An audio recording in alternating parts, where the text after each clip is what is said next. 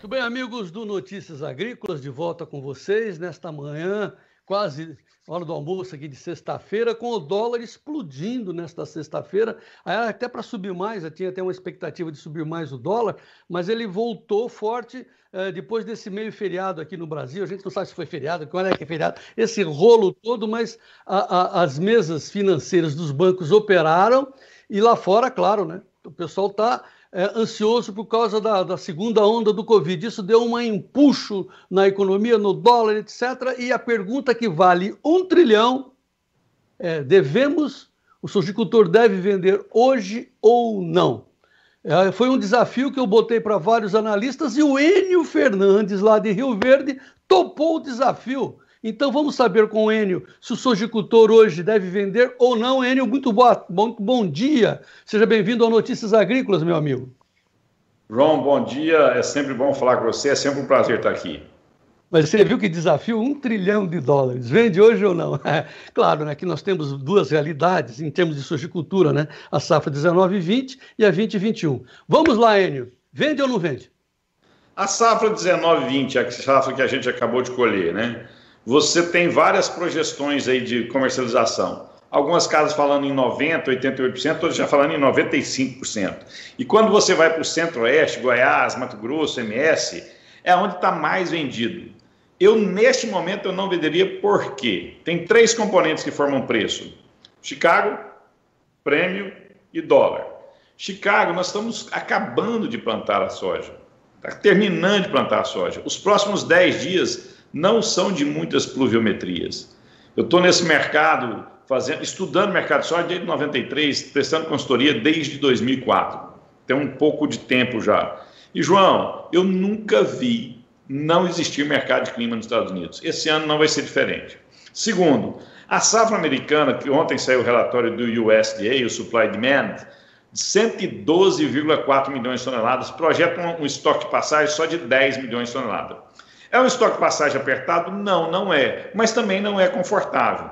Nós estamos começando a safra lá. Pode não chover, pode acontecer temperaturas mais altas, podemos ter problema, está muito cedo. Quando eu olho para o Brasil, já vendeu quase tudo. Sobrou a Argentina. O volume exportável de soja física da Argentina é pequeno. Ela é muito exportadora de farelo e óleo. E a Argentina, nós estamos com alguns problemas internos lá, né? Tem declarações que não vai mexer no câmbio da exportação, mas existem esses problemas. Aonde eu quero chegar? Brasil, Argentina e Estados Unidos produzem 87% da soja. Um está com problema interno, o outro já vendeu toda a sua safra. Toda a sua safra. E os Estados Unidos está plantando a safra que promete ser positiva. Então, o que a gente entende? Você vai ter altas em Chicago devido ao mercado de clima. Na questão de prêmios, que é o segundo item, João, nós já estamos com prêmio muito alto, 100, 120 acima. Com a escassez de soja aqui, a indústria local e os exportadores vão brigar por esse grão. Os prêmios vão subir. Sobrou a questão do dólar. Achar que o mercado já acalmou, que tudo passou, isso, na minha visão, é uma ilusão. Nós vamos ter mais volatilidade. Nós vamos chegar em setembro com a questão fiscal extremamente dura para a gente resolver. O Brasil pode chegar perto de 95% do seu PIB em dívida bruta, e aí a gente vai ter que tomar algumas decisões difíceis, algumas reformas precisam ser feitas, e no Brasil essas ações nunca são fáceis. Por isso, eu não venderia hoje. Ok, esse safra 19 e 20. E safra do ano que vem? Devemos antecipar hoje ou não? Aí a gente tem que dividir os estados. Vou falar primeiro do Mato Grosso, que é o maior estado que forma preço. O mundo olha muito para o Mato Grosso. Algumas consultorias falam em 37% vendido, outras 40%, 41%. Até a Agronegócio acredita perto de 50% da safra do Mato Grosso já está comprometida. Ela não está travado o preço ainda, mas ela está comprometida. Ou com operações de adiantamento, ou com operações de barter, ou com operações de financiamento. Então, o volume disponível no Mato Grosso é pequeno para a época do ano, né? Pequeno para a época do ano. Se eu fosse um produtor de Mato Grosso, eu teria cuidado, que eu já vendi muito. Mesmo raciocínio para Goiás e MS. Lógico, Goiás e MS perto de 35% comercializado. Quando eu vou para o Paraná está com 25%. Só que o Paraná tem um mercado interno muito, muito forte. Ele tem um fator logística que também o ajuda. Voltando no mesmo raciocínio que eu fiz com Chicago, prêmio e dólares. Hoje, nessa data, eu não venderia soja. Voltando à pergunta anterior, safra que ainda tem os remanescentes, o pessoal que está aguardando aquele melhor momento, tá? Tem algumas indicações aí dizendo, olha, aguarde agosto que o prêmio vai explodir. Então aí você fala para não vender hoje, você acha que realmente vamos aguardar agosto ou mais para frente até? Não, João, eu acho que vai ser perto de agosto. Geralmente é agosto, setembro, só que a gente adiantou muito. Qual que é o pequeno erro que o produtor pode cometer? Na verdade, para você errar safra velha hoje é muito difícil, mas pode acontecer. Você segura tanto o grão na sua mão, quando você chegar a mercado, você ir a mercado, não tem mais volume no mercado interno que te atenda na sua região. E comprar 600 mil toneladas sua não gira fábrica nenhuma. E você vai morrer com esse produto na mão. Mas isso não aconteceu ainda. Agosto, setembro, nós teremos oportunidades. E lembrando, isso pode ser antecipado dependendo de como for o clima nos Estados Unidos. O clima nos Estados Unidos mexe com a safra, mexe com o preço em Chicago, mexe com a safra no mundo. Vamos imaginar hipoteticamente o dia 10 de agosto, estou segurando porque os prêmios vão subir e os prêmios, serve também para 2021, claro, né? O mesmo raciocínio. Logicamente, só que você tem um delta muito grande, né? Você pode ter prêmios no Brasil de 200 acima, ou acima de 200, ou próximo de 200. Você não vai ter esse prêmio para 2021 se não tiver safra nos Estados Unidos. Porque, às vezes, o campo olha prêmios de 150, 170 para o atual safra, e para o ano que vem, 30 acima, ele acha que a distância está grande. São realidades completamente diferentes. Não, sim, e de mais a mais, né, Enio? Bom seria se todos os profissionais da soja segurassem um pouquinho para realizar esse excelente lucro que está pintando, né, que está sendo colocado aí no cenário. Nem todos conseguem fazer isso. Mas, enfim, quem tem, segure, é isso, né? Nesse exato, a gente tem que tomar cuidado porque você é um cara que tem uma audiência muito forte. Aí o pessoal, o campo, escuta uma entrevista hoje e daqui 6 meses, 3 meses, ele leva para a mesma interpretação. A gente não adivinha mercado, você gesta risco e você gesta risco em informação. Para quem tem safra velha e para quem tem safra nova, o atual momento não é de venda. Vamos ver o que vai acontecer com o clima nos Estados Unidos e de novo, nós vamos ter volatilidade no câmbio. Não é a primeira vez que eu digo isso, mas o Enio Fernandes é aquele cara que não tem medo de botar a cara para bater, tem opinião, tem informação e não esconde. Muito bem. Enio, então vou fazer um resumo para a gente evoluir e mudar de conversa. Então, quem tem safra velha, segura, quem tem safra nova, segure, mas as realidades de prêmios lá na frente serão diferentes, e inclusive diferentes para cada região. Ponto. Né, Enio? Agora vamos falar o que aconteceu com o dólar. Vamos para a economia. Bom, dólar, João, sinceridade, eu acho que todos nós temos que ter uma humildade muito grande de entender e reconhecer que ninguém previu o dólar a 5,60, 5,90 como bateu, né? A gestão do produtor rural foi eficiente na comercialização, o dólar foi subindo e ele foi realizando seus heads. E aí, o mais profissional, ele realmente ele teve um ano fantástico, porque ele vendeu com boas margens. Não quer dizer que você acertou o maior preço do mercado. Esse nem de acertar o maior preço é tão pouco difícil, profissional, é tão pouco profissional que eu nem gosto de discutir. Você tem que gestar margem. E o produtor, ele conseguiu excelentes margens. No milho também, agora, segunda safra, ele conseguiu gestar excelentes margens. Por quê? Ele está cada dia mais se informando. Esse é um ponto. Quando a gente olha do dólar, João, se você olhar no ano de 2019, as projeções para 2020, os mais pessimistas de câmbio falavam que ia terminar o ano perto de 4,80. A gente chegou a bater 5,90. O que nós estamos vendo agora? Nós estamos vendo a quantidade enorme de recursos sendo posto no mercado, todos os bancos centrais do mundo dando benefícios fiscais, imprimindo dinheiro, colocando dinheiro na ponta. Agora você tem uma declaração do Federal Reserve, que é o Banco Central norte-americano, afirmando que não vai subir as taxas de juros dos Estados Unidos até 2023. E aí a gente tem que ter uma ponderação. O Banco Central do mundo é os Estados Unidos, é o Federal Reserve. Não adianta o que o Banco Central do Japão vai fazer, o Banco fazer. Eles reagem ao Federal Reserve. E quando você pega a quantidade de recursos que o Federal Reserve pôs no mercado financeiro e afirma que não vai subir até 2023, lógico que no longo prazo a tendência é o dólar cair. Só que eu tenho que chegar no longo prazo, eu tenho que atravessar essa ponte. E aí eu volto a falar do final do ano do Brasil. Eu não sei se vai ser agosto, setembro, outubro, mas em algum momento o coronavírus vai passar. João, quando isso passar, nós vamos ter uma relação dívida-PIB nossa perto de 95%. E aí nós temos que tomar decisões, João. Primeiro, nós vamos mexer com o funcionário público?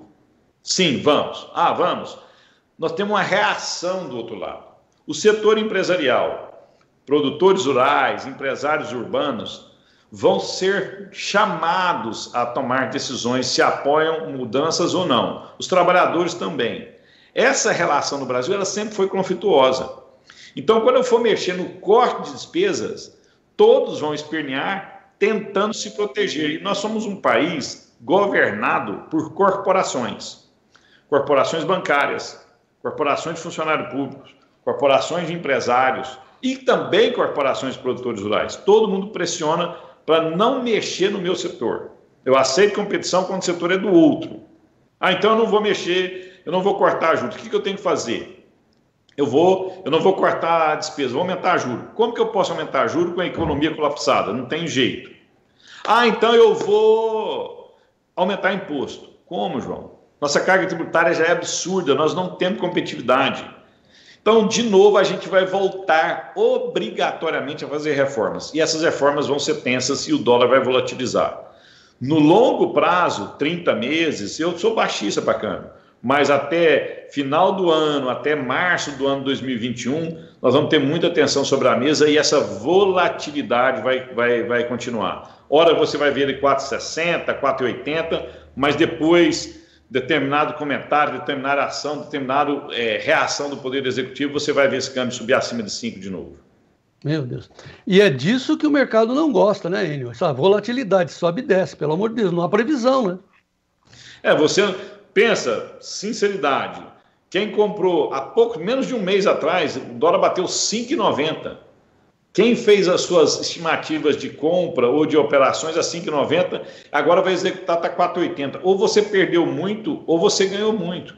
Quer dizer, você não tem um mínimo bom senso. Qual que é a tendência? Você não tem tendência. A tendência é dia a dia, momento a momento. Por isso, de novo, eu afirmo, calma na comercialização, tem muita coisa para acontecer. Tá. O produtor tem que aprender, deve aprender a fazer hedge em câmbio, Enio?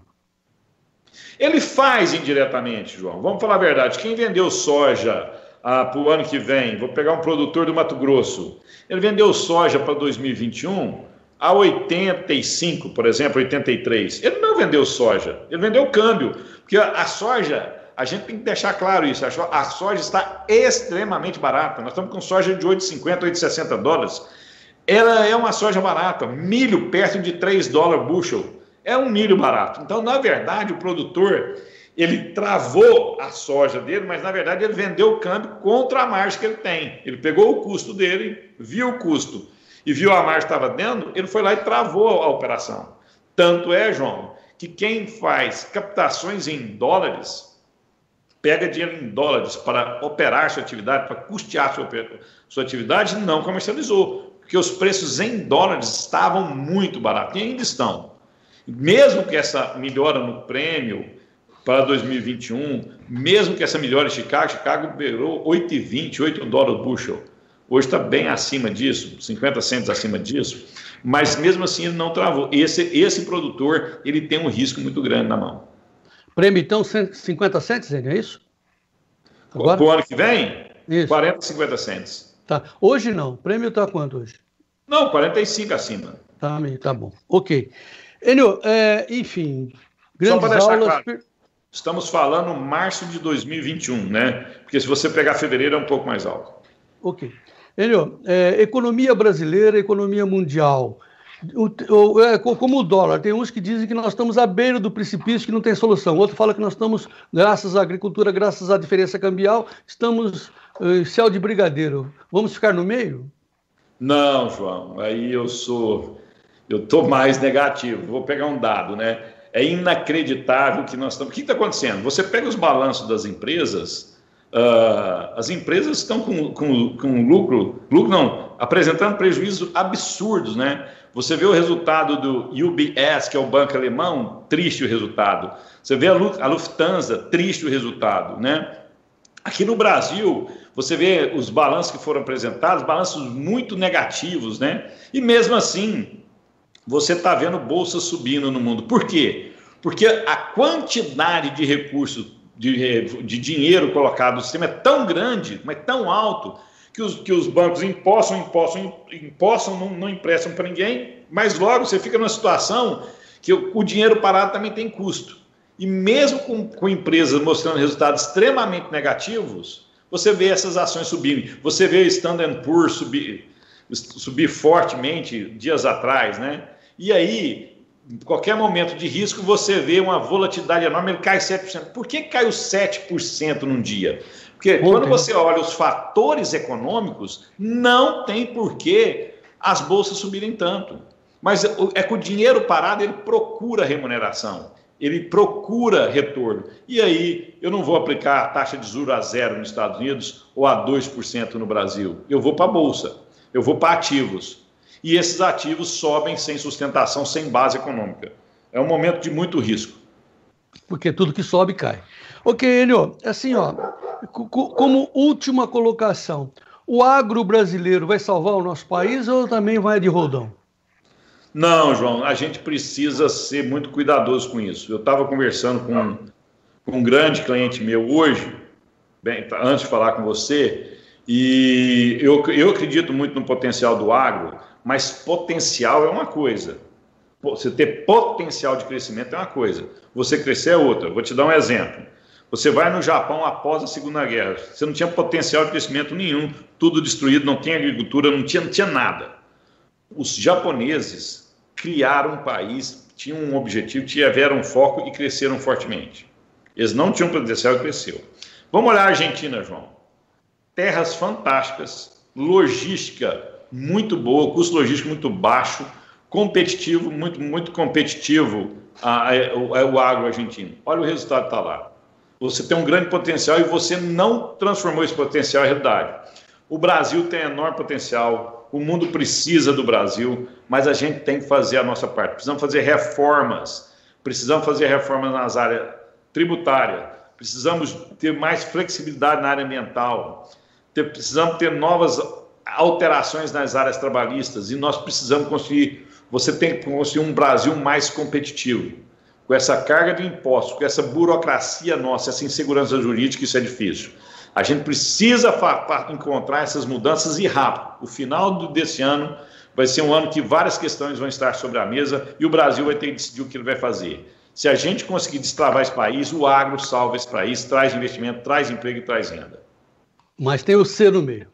E aí depende de nós, né? Depende de nós, de quem está nos ouvindo, para quem tem formação de opinião, que tem condição de passar as opiniões para frente. Precisamos das reformas, como diz o Enio. Enio, para fechar, o momento mais importante da entrevista é o resumo final. O que você tem a dizer para os produtores nesta sexta-feira? Eu queria aproveitar a sua audiência, que você é extremamente bem, você tem uma audiência muito forte. Eu queria mandar um recado. Nós precisamos de patriotas, nós precisamos de pessoas que pensem nesse país. Nós precisamos encarar alguns problemas, sair da nossa zona de conforto. Agora não. Mas no final do ano, quando a gente encontrar uma realidade que a gente vai ter que encontrar, qual é o país que a gente quer para o futuro, nós precisamos urgentemente de reformas. Você que está escutando isso, converse com o seu deputado federal, converse com o seu senador. Agora é hora de transformar esse Brasil. Nós não vamos ficar na mesma situação. Ou nós vamos piorar muito a situação desse país, ou nós vamos melhorar muito a situação desse país. E esse momento é o final de 2020 e é o começo de 2021. Nós vamos precisar muito dessas reformas, João. E o Brasil nunca precisou tanto dos seus líderes e tanto do seu povo. Quem tem força de opinião tem que comunicar isso. A sociedade brasileira tem que determinar qual é o Brasil que ela quer para os próximos anos. Enio Fernandes, gostei muito de conversar com você, ganhei o meu dia. Considero que todas as pessoas que estão nos assistindo de boa consciência vão divulgar essa sua entrevista, seu posicionamento e esse seu alerta a todos os brasileiros, patriotas, que nós temos que definir o rumo que nós queremos para o nosso país. O final do ano vai ser como uma nova eleição. Vamos para lá ou vamos para cá? Você decide. Enio Fernandes, Terra Agronegócio, Rio Verde, meu grande amigo. Volte sempre, tenha um bom dia e viva o Brasil. Um abraço, João, muito obrigado. Sempre um prazer falar contigo. Tchau, tchau. Muito bem, até mais. Muito bem, amigos do Notícias Agrícolas, fica aí a nossa recomendação, está no meio do dia. Você que pensa em fazer negócio, o Enio está dizendo, olha, segure se você tem soja, se você não fixou a próxima, também segure, não é o melhor momento, apesar dos preços estarem, pelo menos em termos nominais, apetitosos, virão preços melhores por causa do câmbio, por causa das insolvências, por causa dos conflitos que o Enio mostrou, né? E toda atenção à sua palavra final, sejamos patriotas, pensemos no nosso Brasil, porque se a gente pensar errado, nós é que vamos pagar as consequências. Não só nós, mas os nossos filhos, nossos netos, enfim, a toda a sociedade. Fica aí a nossa mensagem, daqui a pouco a gente volta com mais informações. Seja o produtor rural mais bem informado do meu Brasil e vamos em frente.